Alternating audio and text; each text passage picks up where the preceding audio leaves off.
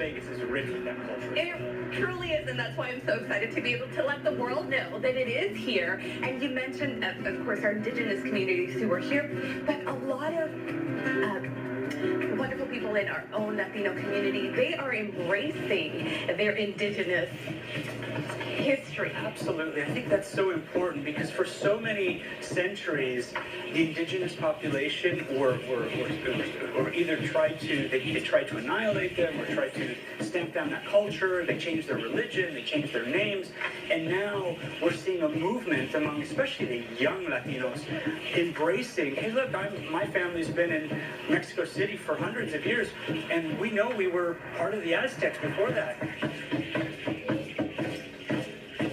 Also noticing that artists here in town, they are also embracing their indigenous roots, and it's in their artwork. We're seeing it.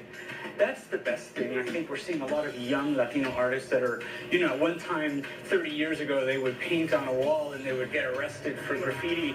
And in the arts district, we've embraced that. Our alleyways are free spaces for anyone to come in and just paint. And a lot of those artists are people of color. Even here, where we're at right here, this mural over here is Fernando. Over here is Tony Castillo. Castillo, get it? Castillo. But that one's beautiful too, and it's so representative of the culture. And it's on the location. The thing is, it's on the Sombrero, which is, that building is one of the oldest buildings in downtown, and that has been, it was originally a bar, and then eventually it became a Mexican restaurant. It was the oldest continuously operating Mexican restaurant in Las Vegas history. And how far back? So the building dates back to the teens, so it's a very, very old building. The bar was in the 1940s and in 1952, so we're going back. And of course, it's changed owners a little bit. Now it's Letty's, but it's still a Mexican restaurant. Yeah. It's always been a Mexican restaurant. And in Sombrero, and I love this, and this goes back to something else that you've done. You've been a curator. Also, we'll talk about the Hispanic Museum in just a bit, but also for the Neon Museum. And it made me so happy that sign, they kept it up there.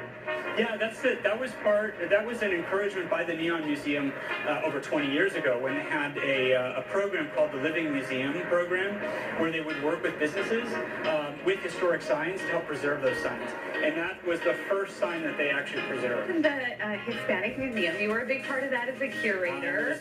Me and Lynette Sawyer. Lynette Sawyer doing great work. I had the honor of visiting it when it was open. I spoke to her, and I'm so happy to say that she mentioned it is reopening again. Might take a few years. So what happened and what needs to happen for it to be the museum that we deserve here in Southern Nevada? The Latino community, both the entertainers, the entertainment history of Latinos coming here, and also we should never forget the